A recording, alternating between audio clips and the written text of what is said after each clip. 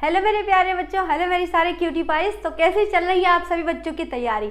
तो भैया आपको पता है कि हमारे एग्जाम में, हिंदी के एग्जाम में जीवन परिचय पूछा जाता है। और जैसा कि मैंने आपको जयशंकर प्रसाद जी का जीवन परिचय पढ़ा दिया है ना, 14 मिनट की वीडियो, जाकर के उसको पहले अच्छे से देख लीजिएगा, क्योंकि आपको पता है, कंफर्म है कि जयशंकर प्रसाद जी का जीवन परिचय आएगा ही आएगा।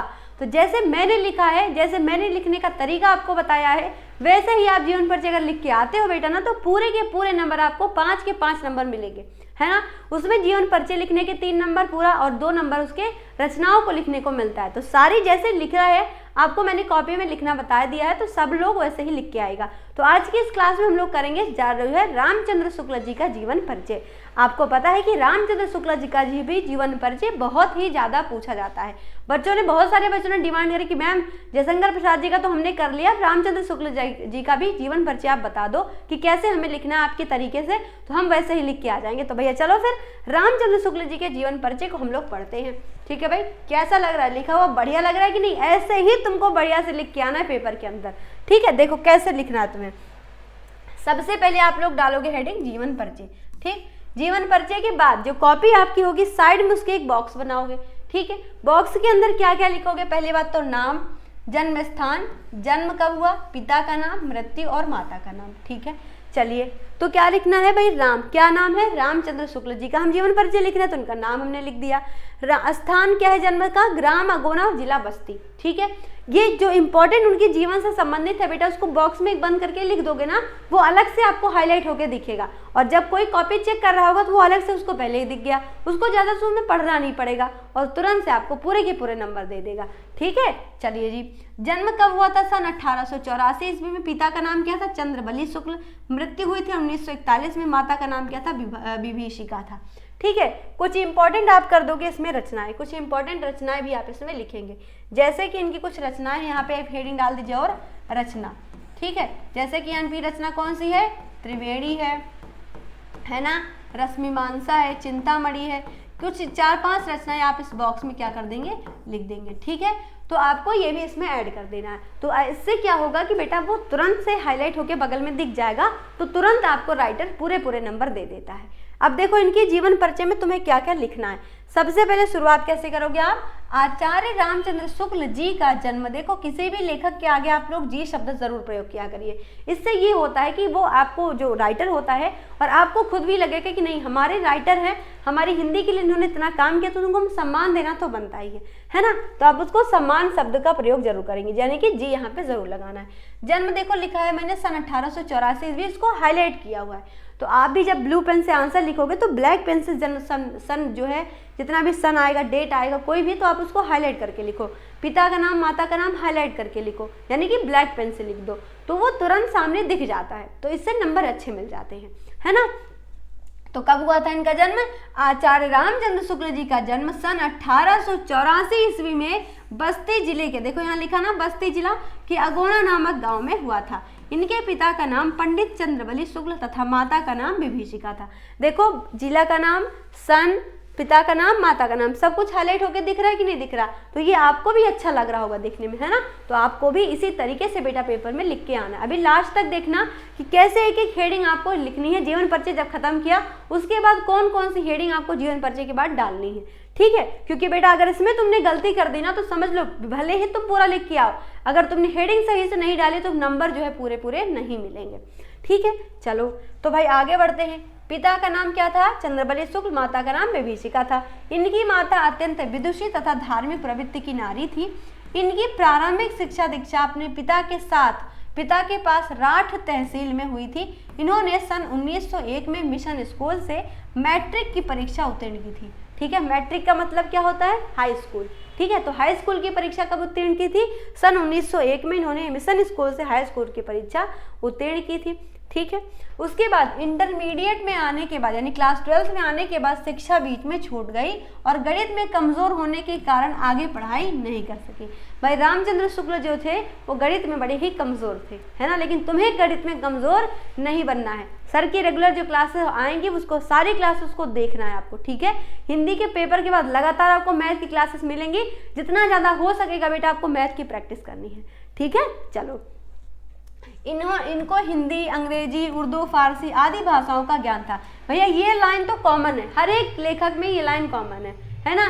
क्या होता है, ये सारी जो भाषाएं उनको आती हैं, जिस कारण तहसील में नौकरी कर ली, परंतु स्वाभिमान के कारण नौकरी छोड़कर मिर्जापुर के मिशन स्कूल में ही अध्यापक हो गए तथा इस पद पर कार्य करते हुए साहित्य सृजन का कार्य इन्होंने आरंभ कर दिया। मतलब वहाँ पे पढ़ाने पढ़ाते के साथ साथ ये साहित्य रचना भी करना शुरू कर दिया था इन्होंने। समझ गए? ठीक है, अब आगे क्या आपको लिखना है जीवन परिचय के अंदर। इस बीच इनकी रचनाएं आनंद कादम्बिनी पत्रिका में संपादित होने लगी तथा बाद में काशी नागरी प्रचारणी सभा में हिंदी शब्द सागर में संपादन के लिए इनकी सहायता थी तथा वहीं काशी हिंदू विश्वविद्यालय में हिंदी के अध्यापक हो गए तथा अंत तक यही कार्य किया। समझ गए? आपको ये इतनी पूरी देखो, उन्होंने रचनाएं कहाँ में प्रकाशित होती थी, आनंद कादम्बिनी में, ठीक है। बाद में काशी नगरी प्रचारणी जो सभा है उसमें हिंदी शब्द सागर में इन्होंने संपादन के लिया। मतलब जो ये सभा थी उनकी, उसमें हिंदी जो नागरी प्रचारणी सभा है उसमें इन्होंने संपादन का भी कार्य किया तथा उसके बाद भाई जो काशी हिंदू विश्वविद्यालय है वहाँ पर इन्होंने हिंदी के अध्यापक के रूप में काम किया। समझ गए? तो जो हमारा एक एक पॉइंट बेटा यहाँ लिखा गया है बहुत ही ज़्यादा इंपॉर्टेंट है। यदि आप इतने सारे पॉइंट्स को अपने जीवन परिचय में लिखते हो तो ऐसे देखो, ये होता है लिखने का तरीका। देखो लिखते तो सारा कोई है, लेकिन देखो किसी किसी बच्चों को 100 में 100 नंबर मिल जाते हैं, है ना, 90 से ज़्यादा नंबर मिल जाते हैं। वो कैसे मिलते हैं? वो ऐसे ही मिलते हैं। जब आप एक एक पॉइंट अच्छे से लिख के आओगे, कंप्लीट लिख के आओगे, तो पूरे पूरे नंबर आप पा जाओगे। ठीक, चलिए। हिंदी में अध्यापक का कार्य किया था, अंत में यहीं पर कार्य किया इन्होंने। कहाँ पे? काशी हिंदू विश्वविद्यालय में। सन 1941 में इस महान विद्वान को ईश्वर की गति प्राप्त हुई। बेटा देखो लास्ट लाइन आपको ध्यान रखनी है। क्या ध्यान रखनी है?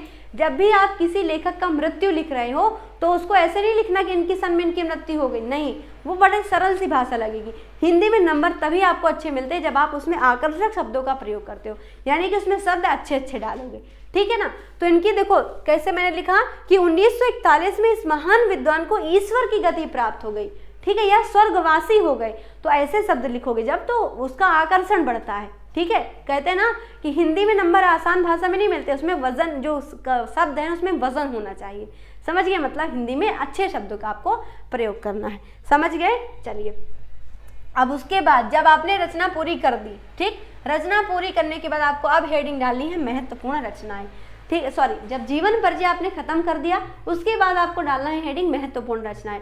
अब महत्वपूर्ण रचनाओं में एक जैसा नहीं लिखना है कि लीपा पोती करके चारों एक साथ लिख दिया, नहीं, आपको हर एक विधा जैसी रचना लिखनी। जैसे कि मैंने यहाँ पे लिखा है निबंध संग्रह। निबंध संग्रह में कौन कौन आता है? 2-1 रचना लिखते जाओ, 2-1 रचना बहुत है, लेकिन हेडिंग बाई हेडिंग लिखोगे तो नंबर बहुत अच्छे मिलेंगे।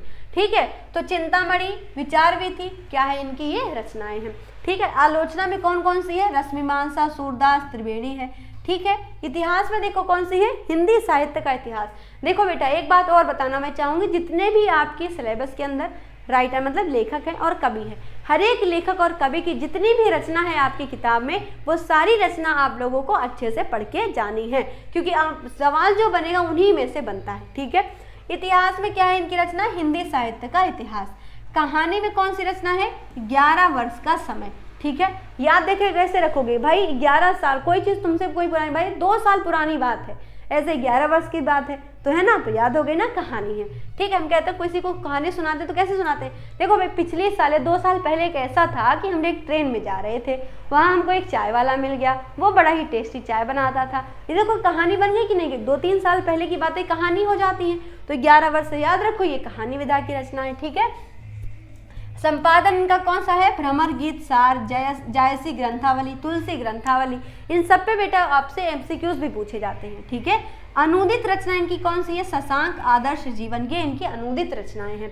और काव्य क्या है इनका? अभिमन्यु वध। ये बेटा बहुत इंपॉर्टेंट है, आपसे इसके विधा पूछी जाती है और लेखक भी पूछे जाते हैं कि अभिमन्यु विधा के लेखक कौन है। ठीक है, तो जितने भी देखो कहीं आपसे अलग से नहीं पेपर बनता है, जो आपका सिलेबस है, सिलेबस बस अच्छे से पढ़ के जाओ, उसी से आपका पेपर बनता है। ठीक है, तो जैसे मैंने आपको बताया है आपको वैसे ही जीवन परिचय लिखना। जीवन परिचय शुरू किया, उनकी स्टोरी लिखनी, साइड में एक बॉक्स बनाना है, बॉक्स के अंदर नाम, जन्म स्थान, मृत्यु स्थान, जन्म कब हुआ, कुछ इंपॉर्टेंट रचना आपने लिख दिया, माता पिता का नाम लिख दिया।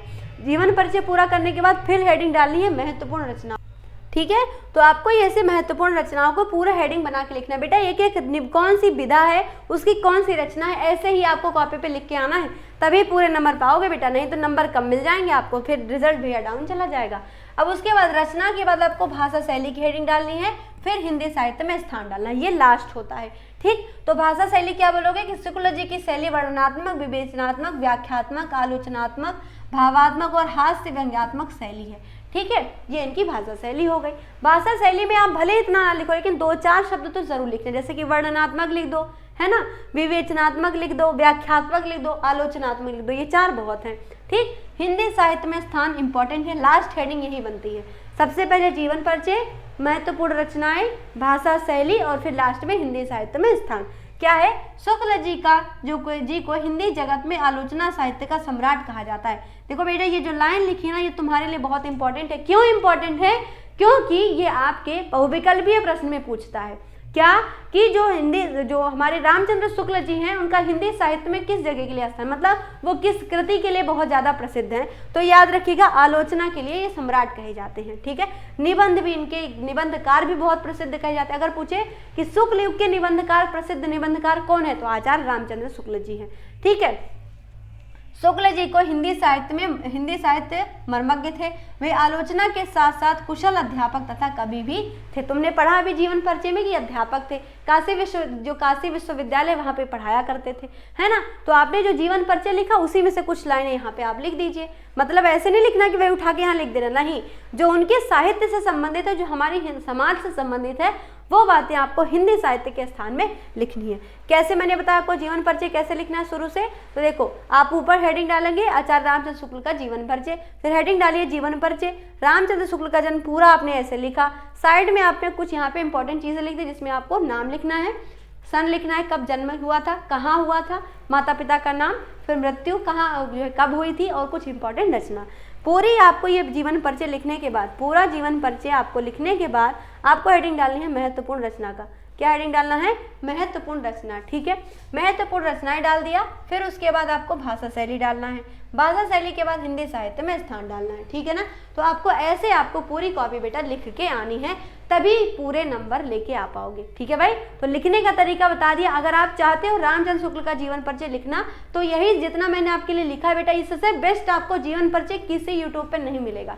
ठीक है, तो आपको क्या करना है, पूरा अच्छे से इसको कॉपी पर नोट डाउन भी करते रहना है, ताकि आप पेपर में बढ़िया से लिख के ले आओ। और वीडियो आपको अच्छी लगी हो, हेल्पफुल लगी हो आपके लिए, तो ज़रूर इस वीडियो को शेयर कर दीजिएगा अपने सारे दोस्तों के साथ में, ताकि हर एक बच्चे ये जीवन परिचय लिख के आए अपनी कॉपी पर, और भाई बोर्ड पेपर लीक करके आ जाए, है ना, मतलब बोर्ड पेपर ऐसे हलवा करके आ जाए। ठीक है, तो चलिए फिर मिलते हैं आपसे किसी अन्य वीडियो में, जिसमें आपको ऐसे ही इन्फॉर्मेशन शॉर्ट्स देते रहेंगे, जिससे आपको आपकी बोर्ड एग्जाम में बहुत ज़्यादा मदद मिलेगी। मदद अगर आपको बढ़िया मिली हो, हेल्पफुल लगा हो, तो शेयर जरूर कर दीजिएगा। ओके भाई, आपके एग्जाम के लिए आप सारे बच्चों को मेरी तरफ से बेस्ट ऑफ लक।